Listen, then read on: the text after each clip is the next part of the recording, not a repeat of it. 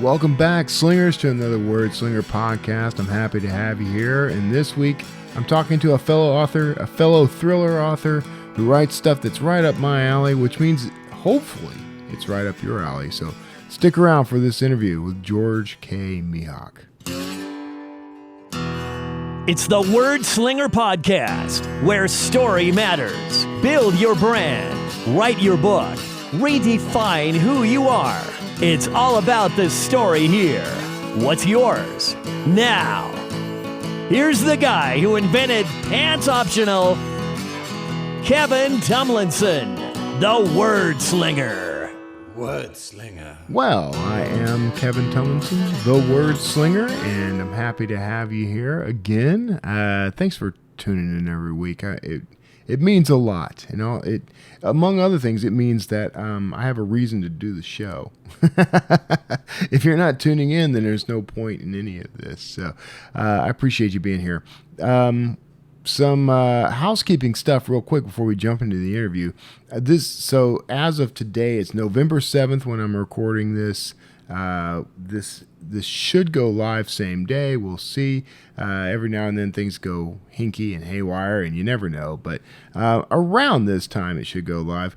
That means that next week, starting the 11th, I'm going to fly into Vegas for Author Nation. That is an author conference that's taking over for what used to be 20 Books Vegas. Pretty excited about this. I've been the voice of Author Nation on the Author Nation podcast over the past year, and I'm looking forward to seeing the changes that Joe and team are implementing in the show.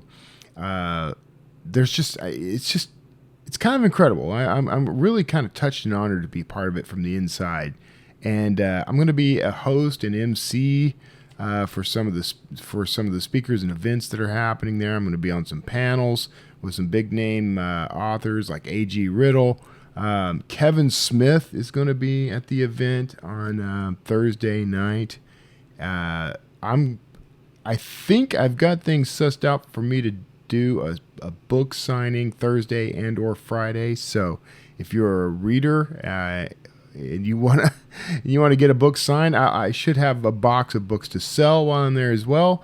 And otherwise, just come by and say hi. I'll try to remember to put links. I did not put them in the show notes already, but I'll try to remember to put links for the rave, the Author Nation rave on Thursday. It may not be too late for you to come as an author either. So if you are in the Vegas area, if you're close enough to drive in, I'm arriving on the 11th, but I don't think things start until the 12th. So you can find that. I'm sure I'll remember to put it in the show notes.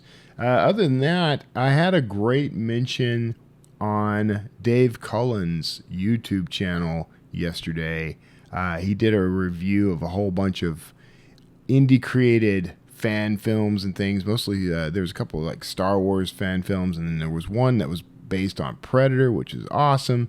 I've been watching these and enjoying them, but he did me a solid and actually promoted my website and my books, especially the book Evergreen, in the video. So I'm going to put a link to that in the show notes as well. I'm sending something out to my whole newsletter and Substack list tomorrow, Friday, the 8th.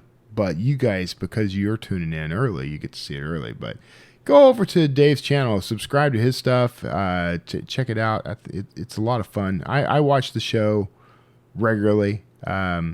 He reviews movies, films, books, all kinds of stuff, TV shows, that sort of thing. I guess movies and films are pretty much the same thing, but he does a great job of reviewing that stuff, and I've always enjoyed it. And I've had the pleasure of connecting with him over the past couple of months as he is preparing to launch his own brand new novel, his first novel.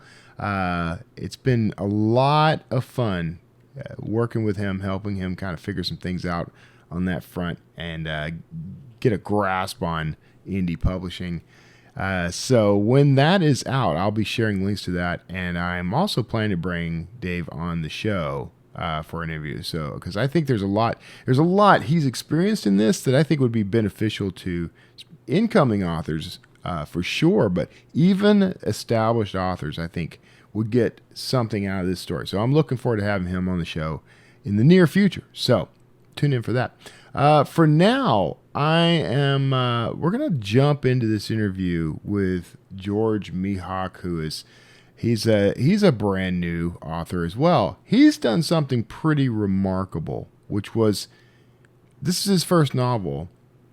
And, he's the CEO of a like a cybersecurity company, and he's drawing from that experience plus his love for history. This book, I think, ties in very well with the sort of thing I write, and it ties in with work from guys like Steve Berry, who's been on the show a couple of times. You've seen interviews with him, with me, but here's the deal: George did something I thought was brilliant, and the sort of thing I advise people to do all the time. He wanted good blurbs for his book, so he went to guys through his network, through his channels. He contacted guys like Steve Berry, had him read the book, and Steve loved it and wrote a blurb.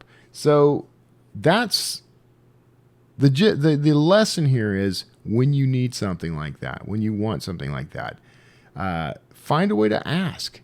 Asking is the one thing we don't do enough of. If you want something, there's a way to ask for it. Going straight to Steve Berry and asking him, hey, read my book, I'm somebody you've never heard of and you don't know, not the right way to ask. But going through his network and finding people who did know Steve Berry, contacting people at PR agencies, that sort of thing, that's the right way to go. And so because he played the game the right way, he got that blurb and review, and we'll see if that helps sell the book. It may or may not, but you know what? He accomplished something, and in talking to him in this interview, I really enjoyed meeting George. So I think you will too. So let's not keep you from that any longer. We're going to jump right into this interview with George K. Mehok, and I'll see you on the other side. Well, hello, and thank you for staying tuned after all the things I probably said just before this interview. I'm glad that you stuck around. It means I was interesting, and I like being interesting. And speaking of interesting, we're going to be talking today with George Mehok, who has a book that I am very interested in called Going Dark, releasing on November 12th. You can pre-order right now. And I am fascinated by you. Before the call started, George, you actually gave me a kind of rundown, because I haven't had a chance to read the book yet. I haven't gotten an art copy, so I didn't read it ahead of time. I think that's the shame of podcasters sometimes, but really fascinating. So let's dive into that. Let's talk about the book first. Normally I kind of lead up to this, but I want to get into that because that was an interesting breakdown. The novel, it's a I don't know how would you label it? What would you call the genre for it? So it's absolutely a thriller. So it's a technology thriller mixed with historical fiction. So it's a technology thriller with a dual timeline historical fiction plot interwoven into the present day plot. Okay. And that dual timeline is what makes this really fascinating, because the idea of a technological thriller and sort of high stakes game, that's not uncommon. But to kind of throw in this sort of historical tangent is very interesting. Let's talk about that.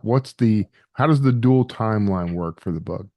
Sure. First of all, history is a passion of mine. So American Revolutionary history is something that I've studied for years, specifically the presidents, the founding fathers.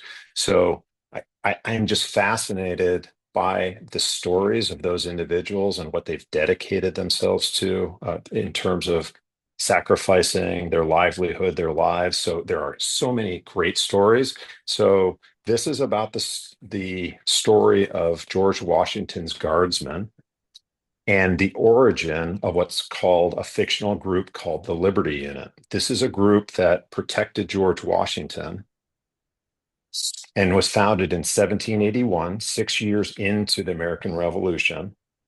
And that group, I imagined, and the book follows this, is created in order to save George Washington's life from a deep state insider that is part of the Continental Congress at the time. Then fast forward to the present day, and in the present day, Paul Knox, who is hereditarily linked to the Revolutionary War hero Henry Knox, is thrust into a cyber plot because he is a cybersecurity forensics deep web expert to uncover the terrorists who are behind the infrastructure hack into the power grid and the internet, which threatens to disrupt America so that our enemies can then infiltrate and disrupt our way of life.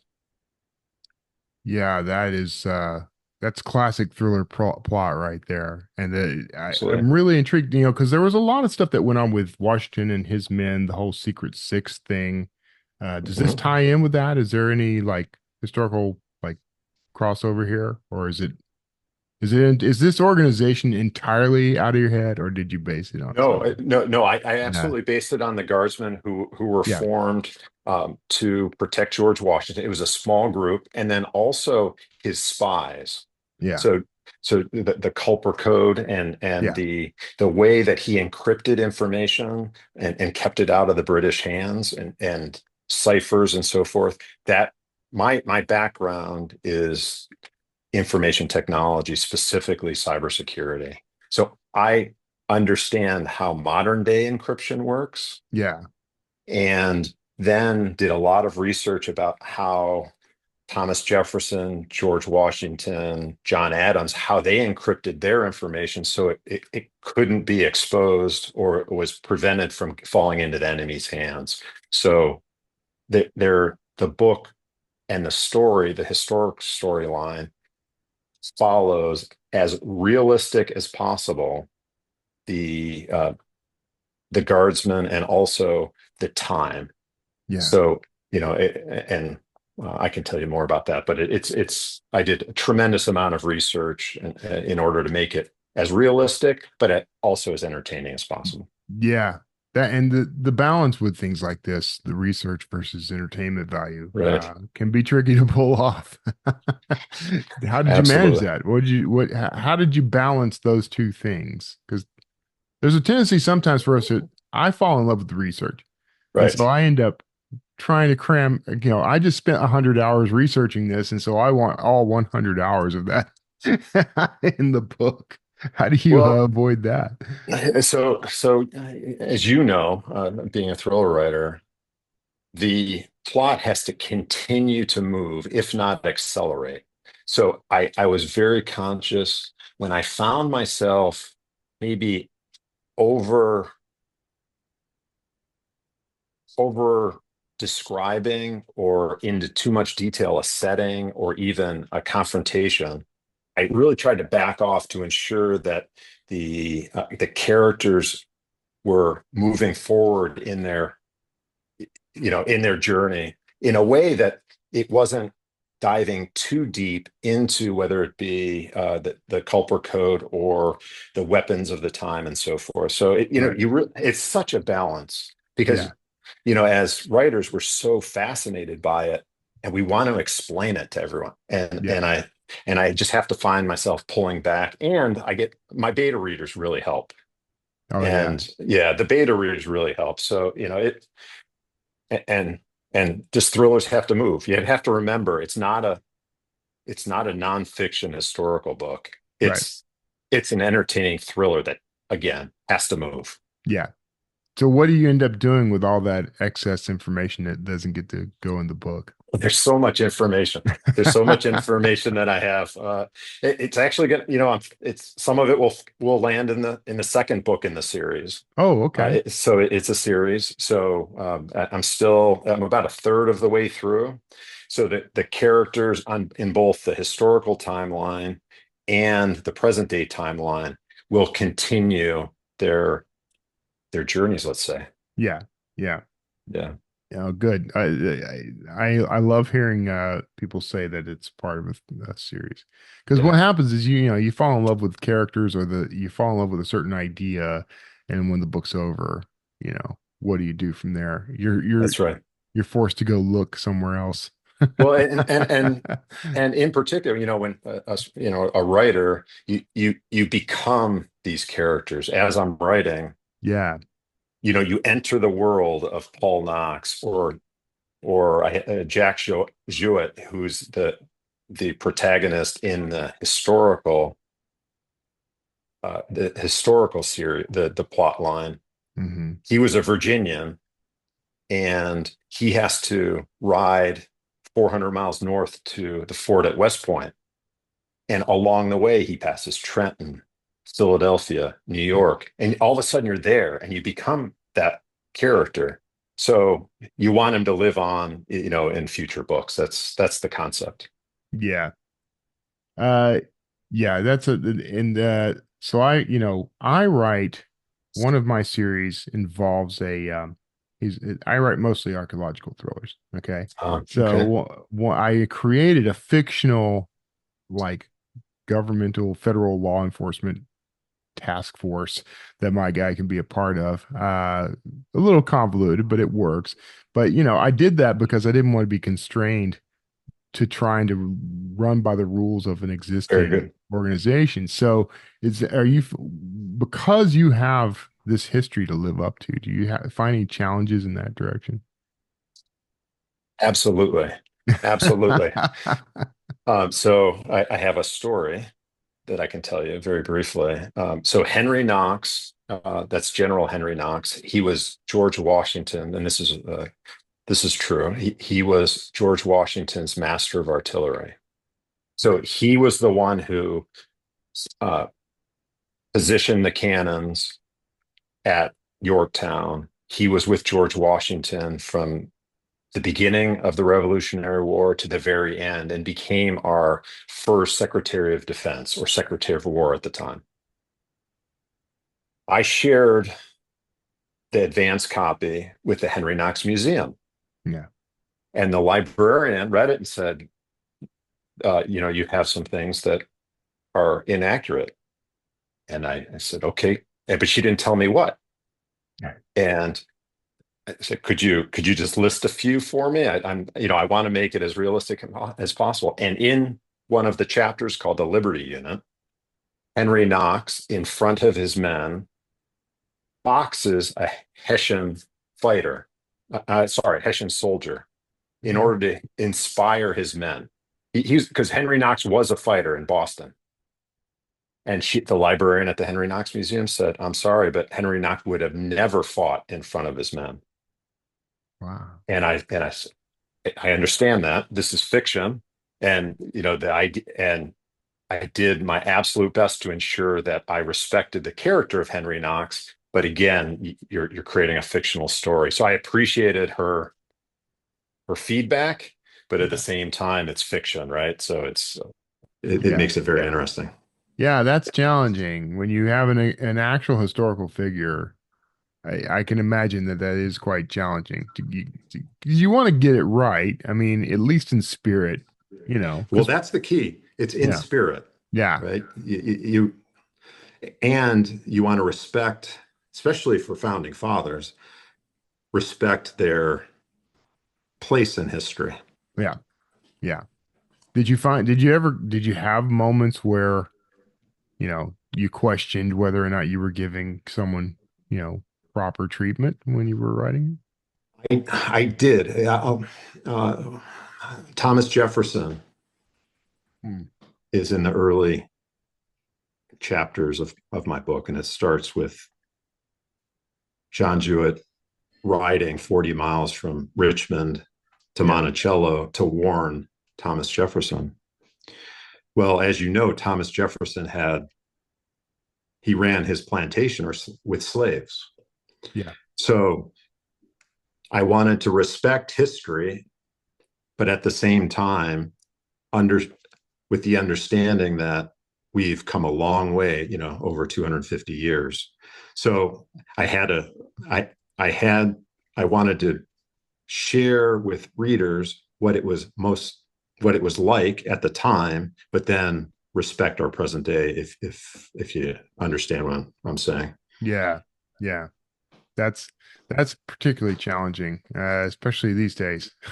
Right, because Thomas Jefferson, it's well known he had relationships with his Yeah. servants, right? It was interesting, but Yeah. again, fascinating. Yeah. Yeah. So, all right, let's talk a little about you and your background then, because you mentioned that you work with like cybersecurity. Yes, So what is your day job? sure. So I owned a technology company. We build software bots or robots that simulate humans and perform tasks that mundane, repetitive tasks that most people don't want to perform. So that way people can go on and do what humans do best, and that is work with customers and so forth. So we have a software company Hmm. called AXI, and for the last 15 years I was a chief information officer of several large companies. So software is my background, and that includes cybersecurity, data centers, and so forth. So the present day story timeline leverages that experience Yeah. and tries to shed light on potential vulnerabilities that exist in our infrastructure today, power grid specifically, also the telecommunications internet. So the idea is, sharing with in a fictional way, in an entertaining way, what could happen in a thriller sense Yeah. if our enemy were to exploit our vulnerabilities from a very technical perspective. Again, balancing the tech side of things versus writing in a way that non-technical people would find enjoyable. Yeah. Uh, that is a challenge because a lot of the readers of these books, they love the technical stuff, but I'll get complaints, and I have a technological thriller series as well, so I'll get Uh, complaints sometimes that I'm talking over their head. So how do you how do you balance that? Like, you don't want to necessarily dumb it down, but how do you right. make it digestible by people who don't have the same background you have? It's a balance. I don't think you can please everyone, first of all, right? Yeah. So so I was thinking, on one hand, I have people in my technology circle that may read the book and say, George, this isn't possible. So I wanted to make sure that it was realistic, but at the Yeah. same time, on the other hand, speak to those that allow others that are not technical to appreciate. Yeah. So it's blending the two, and it just took, through the revision process, through hearing from beta readers, and thinking about it from a perspective of, if it was a family member that doesn't understand the in-depth technology, will they Yeah. understand the concepts? Right, it's the concepts of securing information instead of using the word encryption, right? Or hackers versus cybersecurity. So it's sensitively using words that appeals to both. Yeah. Yeah. Yeah. I've got an entire growing lexicon of terminology that but it's fun to What have you introduce the, what have you found? What have you found in terms? How do you balance it? I'd be yeah. curious to know. Well, I mean, so like I have an engineering background, and Okay. so I tend to look at things through that lens. And I also, in my private time, I've done a lot of reading and study of things like quantum physics, and so a lot of that ends up Mm-hmm. working into those books. And so, the balance for me always comes with like I actually kind of I trust the reader. I go ahead and decide I'm going to trust the reader a little, Ah, and so I'll give them the meatier chunk of it, and then generally I'll have a character in the book who doesn't quite understand, and so it has to be explained to that character, and then you know. mm. So that's my workaround. That's good. That's good. Yeah. Yeah. And let the Yeah. character work it out. Yeah, that Yeah. character is usually me. I dive into the book as the imbecile who doesn't quite understand, so that the much Oh, very smarter nice. person can break it down for me. So, you're it's interesting then. You know your background. Like, okay, so what led you to writing this in the first of all, is this your first book, or you have you got a background or? Yeah. This is my debut Oh, novel. well done. I've written other pieces in terms of business related in the Wall Street Journal Yeah, and CIO magazine, that sort of thing. But I think the real inspiration was just my love for reading, specifically thrillers. yeah, Tom Clancy, comes to mind as being all the way back to Red Storm Rising. yeah, I think it's an 800-page novel that I just couldn't put down, right? And moving all the way, moving forward to Steve Berry, where I really learned the formula per se with Steve Berry's books yeah. in terms of the dual timeline or linking the past to the present in and keeping it in the thriller-esque mode. Hmm. And so then, combining that with the historian within me, I said, there are great stories to tell. Yeah, These individual people just don't. I don't think they realize what's happened throughout the past and these stories that you can tell and fictionalize a certain extent, and then weave them in to a fictional novel that's a thriller. yeah, I just thought that it was just a great idea, so I tried it. yeah. Right, I wanted to write it. I tried it, and I was able to finish it. And the recommendation was this needs to see the light of day, and Well, and now it is on November 12th. yes, you've succeeded. Yes, yes, very So pleased. day will be seen. Uh what how long did it take you to write the book? Part time, about 6 years.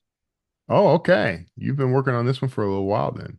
Absolutely, it's been in Yeah. revision phase for about 2 years. Yeah. Yeah. Did you learn things that will help you speed up book two?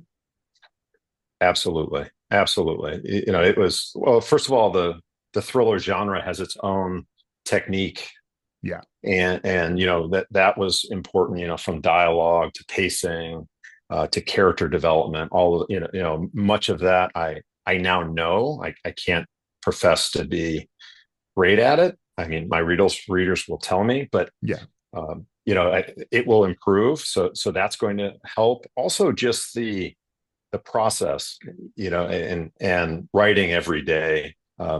While I have the company I run, Yeah.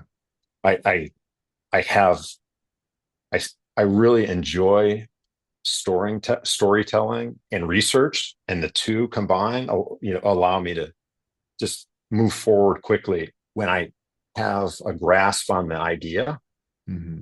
and it makes writing easy when you have something that you enjoy learning about and writing about. Yeah. That's that's a tough balance to strike. I've kind of been in that role. I've been a CEO. I've been, in executive roles in businesses and still maintained the writing. How did you, because especially as you're sort of just learning it, I mean, you're just kind of getting into the whole Sure. craft side of it. Like, how did you balance all that so that you could come back it's to the it, book? it's just like any CEO of a company. You have to have a great team. I Yeah. have I have incredible people that I'm fortunate to work with day in and day out. And I'm not just saying that. These people have been with me for over a decade, Yeah. and it allows me to do what I like to do on the side. Plus, I spend time that's not working writing, Yeah. and my wife is extremely supportive. She takes care of things like you wouldn't believe, so that helps me. So it gives me time to do this, and it's it all comes down to the support system that I think you have in place. Yeah. Yeah. In order to balance. I always marvel at what Elon Musk is doing, right? So how many Oh companies yeah. is he managing? He's not managing them himself. He I hope not. I no, don't want he to has know that great someone people. has that level of superhumanity. He has that, but I just think he has just amazing people. So you have to surround yourself with people you trust and people you enjoy working with. Yeah, I agree with that. Are there things that you've learned in your experience in the business world that actually helped you with writing the book? Um, Absolutely. So eh, meeting other authors and writers and networking, right? Yeah, You can't assume you know this business just by writing. right. There's so much to learn. The craft itself. So in order to be successful in business, you have to be able to network, whether it be identifying new customers, recruiting new employees, identifying partners, investors. I think writing as an author is similar. You have to surround yourself with people who, to be frank, are smarter than you, that have Yeah, been in the business, who've been in the business for a long time. Ryan Steck, for example, from the Real Book yeah, Spy. I mean, I talked to Ryan, and in about 20 minutes, I probably learned more about the thriller world yeah, than I would in any 4-hour class yeah, in 20 minutes. So, in business, you just have to be able to identify those people who are great and then pay back, right? So, right. you have to pay it back. It's not one way. So, forming those business relationships and writing, I think is really important. I have to ask them, and I absolutely 1000% agree with you, which I know is mathematically impossible. But I'm the same way, and networking has helped me a great deal. That's one of the reasons this podcast exists in the first Mm-hmm. place. But I have to ask because, I've talked to Steve Barry and Ryan Steck and all these guys uh, through this work. This is your first book. How did you end up connected with those guys?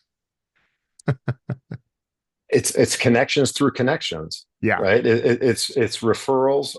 I am so, and I use this word a lot. I'm humbled by someone like Steve Barry Yeah. taking the time not only to endorsement, but he read the book.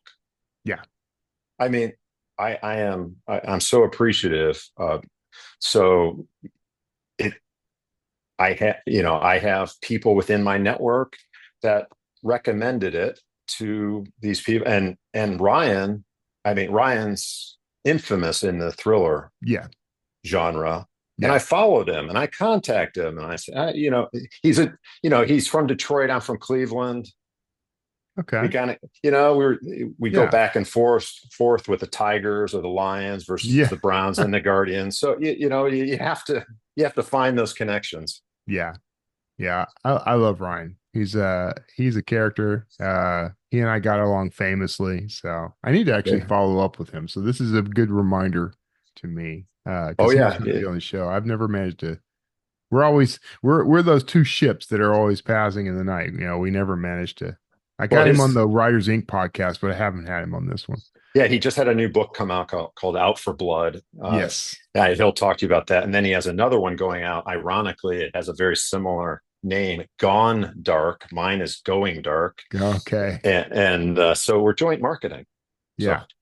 That's excellent. Yeah, yeah. no, that's great. Here's what I've discovered, especially about the thriller writers. You Mhm. know, writers in general tend to be very helpful. In the whole writing community, everyone's always helping each other in some way. Is that, That's right. how embedded have you become in the writing community? So I'll give you an example. So locally here in Cleveland, we have a nonprofit group called Literary Cleveland. It supports writers in all genres and specifically diverse voices of diverse writers where they're not in a position to publish their own book, to promote their own books. So literary, I'm on the board of Literary Cleveland. I've met so many fantastic people and writers and supporters of writers throughout that in that organization. It's really helped me understand, because I'm in the business world, right? It helps me understand the literary world. So I'll give you an example. We have a board meeting at Literary Cleveland. It's not like a business board meeting. We talk about very important things like financials and business development, but at the end, a poem is read. What, you don't do that at Exactly. AXI? No. You should start doing that. But you know what? It humanizes the meeting. Yeah. Right. It all of a sudden they're people and not per se robots in a board meeting. Right. Yeah. So it's and people care for each other in that meeting. Right. And I think that's what the literary community is in a lot of cases. So I've been fortunate to support that group, Literary Cleveland. Literary Cleveland. I need to see if there's something like that in the Austin area. I'm sure there is. Austin has become kind of a destination spot for writers. It's been interesting. I moved here 3 years ago, and it's been really interesting. Every time I turn around, I'm meeting another author, usually a very notable author. Right. Oh yeah. Austin's a great place. Yeah. I mean, for everything, whether it be tech or innovation, and now the arts are not now, but yes, it's all deep along, arts. really. Yeah, exactly. Exactly. So, what's the plan on book 2? I assume you've already begun writing. Absolutely. Yeah. Absolutely. And it follows the Liberty Unit. So remember, so in book 1, Going Dark, it's the origin story of what's called the Liberty Unit. This group of secret or clandestine military types that have followed American history from George Washington's day all the way through the present day. And they've been foiling plots throughout our history. Yeah. So in the first book, Going Dark, the plot that they're foiling is in the present day, and that is the cyber terrorist plot, where the antagonist enters through the southern border. Yeah. And Osama bin Laden's group has been embedded since 9/11, just growing, becoming more strong, creating this network, and they then activate on Thanksgiving Day, and they do some terrible things, and that was the first step into the next. So, but the second book follows something similar, not cyber, but it goes back in time to another point in our history where an enemy is looking to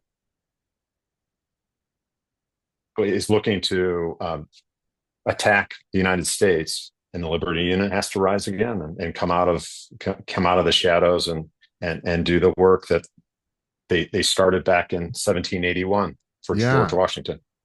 See, it already has like all the things that make this type of thriller novel fun. You've got a secret organization with roots deep in history, deep in from an American perspective. American, yes.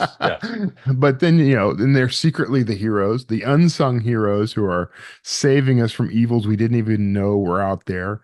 That's right. Cryptography and all the secrets that come with that. You got it all. You got it all. So in book 2, I'll just give a little bit of an alert. Okay. It relates to the space program. It's not science fiction, but there's an enemy that wants to impact our space program. So you can kind of think of who's involved with that. And, that's the idea. Are you drawing some of these things from your work?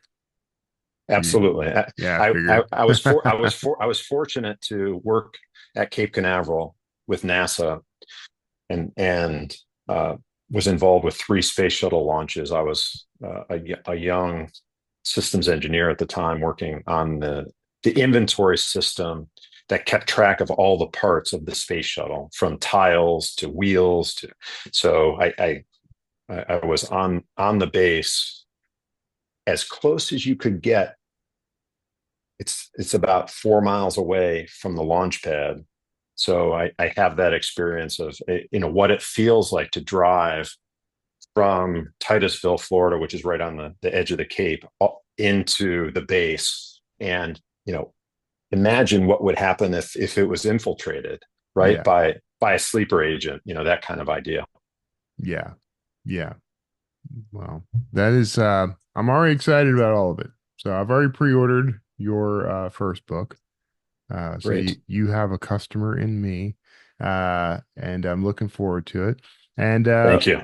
why don't you, so we need to wrap up. We're at the end of the time, but why don't you tell people where they can find more about you and what your work is going forward? I appreciate that. So I have a website, and it's my first name, last name.com. So georgemehok.com. That's GEORGE, M as in Michael, EHOK.com. And on that site, you'll see links, obviously, to pre-order the book, but also interviews. So I've done blog interviews with authors that have been published in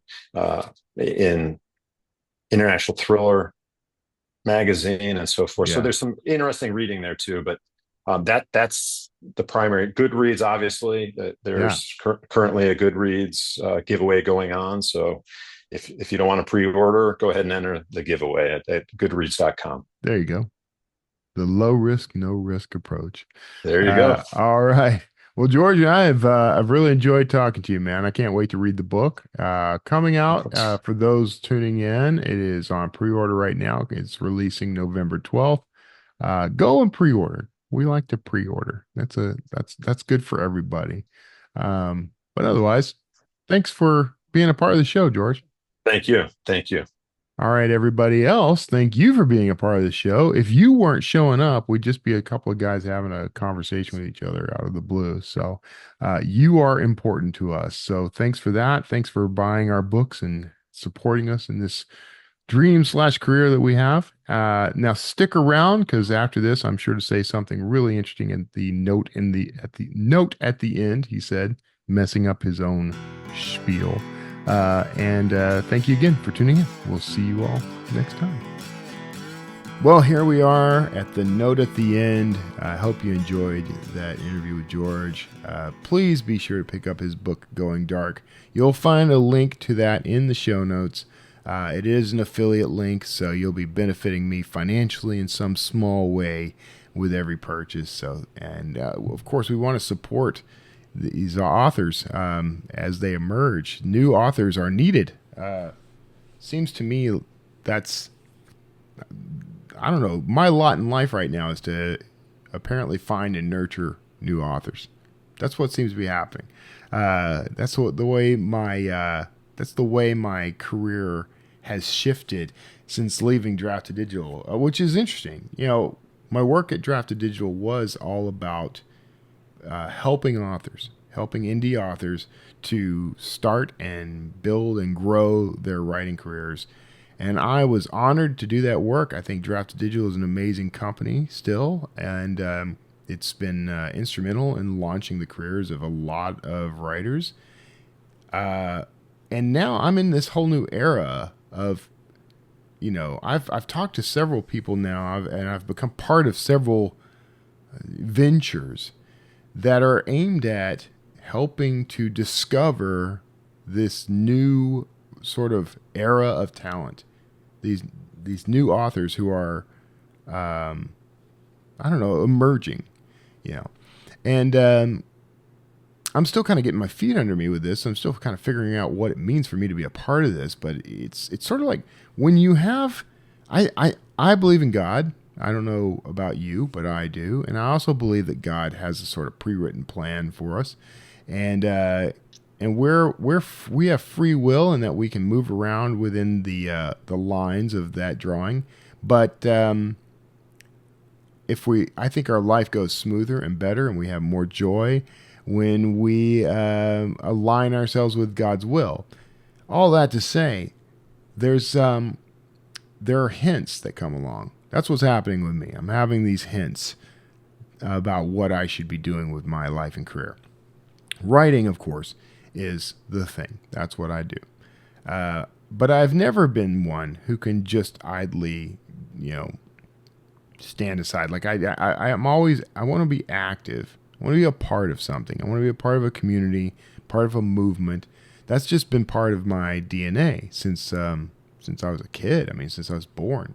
So that's how I ended up involved with Draft to Digital in the first place, and became the face of that company and helped hundreds of thousands of writers to become authors and to get into this career and be successful. It's how I ended up doing podcasts like this one. I was doing this show before I started Draft to Digital, actually. So that was a good, 10 years plus ago.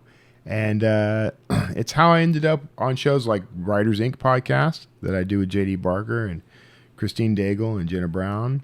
It's how I ended up being like a host or co-host on, hundreds of other podcasts. How I've ended up as a guest on thousands of podcasts, radio shows, and guest posts on blogs and things like that. It all flows together into one river. It's like all these streams that become one river of a career that is clearly aimed at helping people achieve the kind of goals and dreams that I have. So, seeing this sort of thing emerge, this shift, which I've called the artisan age, and maybe there's better names for it than that, but there's definitely something happening. There's a shift in the industry. Publishing as an industry has evolved, and I think we're at the very early stages of it. I think there was already an evolutionary leap when self-publishing as we know it now came on the scene. When pardon me, when I think of it as the era of the self-publishing podcast. That's my line of demarcation for all this. But like Johnny Trent, who you have also heard on this show a few times, he and Sean Platt and Dave Wright did the self-publishing podcast, and they launched a kind of movement, which you could call the Smarter Artist Movement, because that was the name of their conference that eventually evolved out of that and their whole like author-centric program.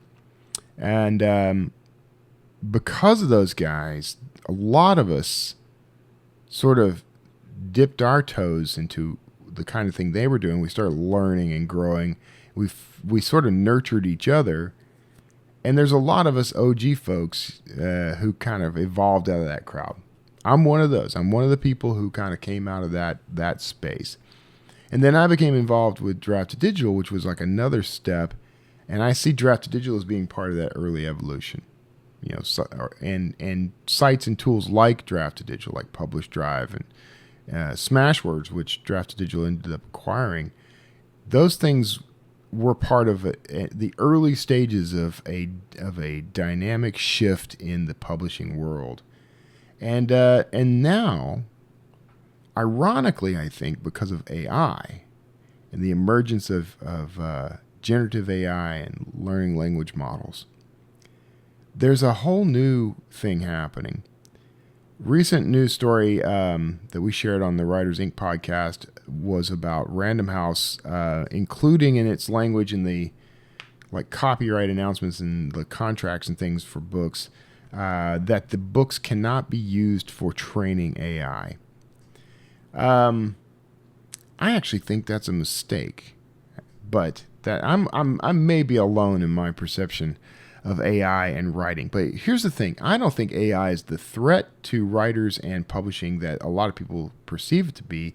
I actually believe it is a sign of a whole new evolutionary leap for us. because AI is pushing us to put quality over quantity is my big thing. Like the focus now is how much quality can we put. People are wanting things that are lovingly crafted by human beings.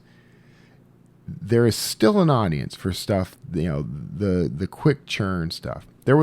We also announced this latest Writers Inc. episode that Kindle Vella is shutting down. That's interesting news because in that story came the concept that there was a thought that Amazon may shift towards AI generated stories to feed whatever need it perceived was there for those readers. Amazon's not going to leave money on the table. So if they're creating AI generated stories to sort of feed the need of those readers who just are voracious enough that they're reading, a book a day or whatever, that makes sense to me as a strategy.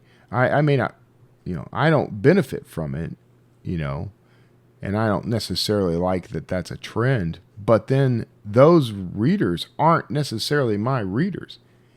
And also, there's still space. So think of it this way. I write across genre, but I write archaeological thrillers, right? Just like George Mehok, just like Steve Barry, Ernest Dempsey, Nick Thacker, all this crowd. We can only put out X number of books a year. At my best, I was putting out 2 books a month and burning myself out doing it. So there's that, the limitation of humanity. But just because AI can spit out 1,500 books a month doesn't mean that the people who are reading those books aren't still going to be willing and maybe hungry to buy the books written by me and Dempsey and Steve Barry and Mehok and all the rest. So what you've got is AI filling in the gap between our releases. We work in conjunction with each other, and our books, if we put more energy into them, shaping them, crafting them, they're going to appeal more to these readers. So they're going to love those more, look forward to those more.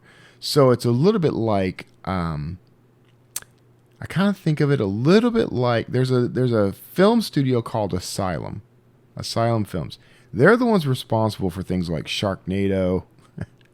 Back in the Blockbuster video days, when you would go to a Blockbuster video, the hottest movie that was out, you could count on there being an Asylum Films knockoff of it already on the shelf at Blockbuster. So they were filling the gap between major studio releases. So at that time, Transformers comes out, and so Asylum releases Transmorphers, and Sherlock comes out, and so Asylum releases Sherlock and the Killer Robots or something similar. And so what you had was effectively trash films. I mean, they're not good, but they would have these B-list and C-list actors that were kind of has-beens, hadn't been in films for a while, getting a second chance on screen.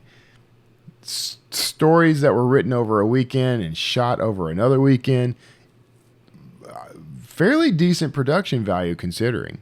But the deal was they fed a need because there were people who wanted to see something just entertaining, didn't care that it wasn't, it wasn't going to win Academy Awards, but they had to kill some hours on a Friday night when they didn't have a date, or they just had a love for sci-fi and wanted more of it.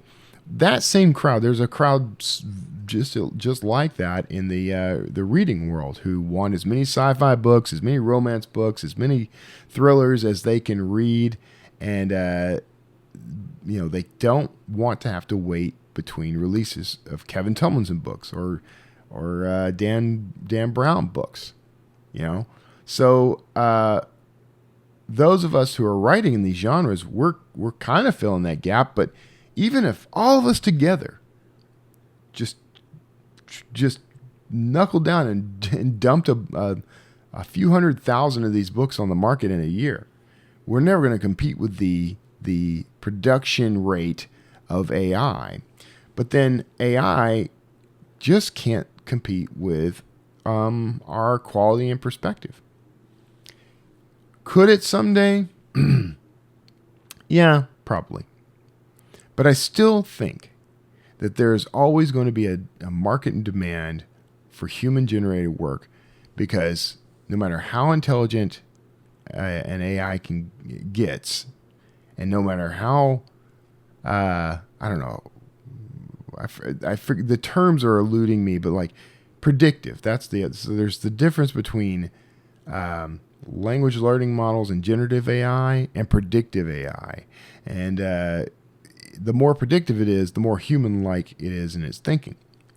Well, no matter how far along that gets, there's still going to be people who are looking to connect with other human beings. Maybe someday that won't be the case, but maybe someday no one will be able to tell the difference. But I still believe that we've got the ground, and that we're actually gaining ground because of the way the market's evolving. So, pardon me, I've got a little throat thing going on. So all that said, I mean, I'm excited about how things are going. And I think, I'm now starting to get into a role of finding authors and finding books that have the potential to become hits, and then nurturing those into hits. That's what my career seems to have become, or is becoming. And I'm still kind of figuring some of it out, but I've got all these invitations to join various ventures that include things like nurturing, intellectual property from book to game to film to TV to whatever. So yeah, that's what's happening. I'll have more on that as it evolves, and I'm looking forward to kind of discovering a few things myself. It's just remarkable to me how it's all shaping up. I'm looking at it right now and noticing it. That's what's happening. You're witnessing me notice this live, because every now and then I think it's good for us to step back and take a look at how things look from a distance, right? It's like those paintings like by Degas and the Impressionist paintings, where the closer you are, all you're really seeing is a bunch of dots. But as you pull back, an image emerges. That's what I think we all need to step back every now and then and look. For years I've thought of my career in one way. And I am flat out, I am the writer. That's what I am. I'm going to be a writer until I die, or until I'm non-functional. But I have this love and passion for helping other people in this business, and I did it one way for many years, and got to a point where that was no longer satisfying to me, and so now it's time to do it a new way. A new way is emerging for me, which means a new way is emerging for you. So that's what's going to be happening, or that's what is happening, and I'm excited about the new direction of the industry and what it means for authors, for readers, for everybody. I'm also seeing this happen. This shift is encompassing all of entertainment. Hollywood has become way too dependent on things like AI. It's really amazing to me how CGI 10, 20 years ago is so superior to CGI now that it's so much easier for them to do.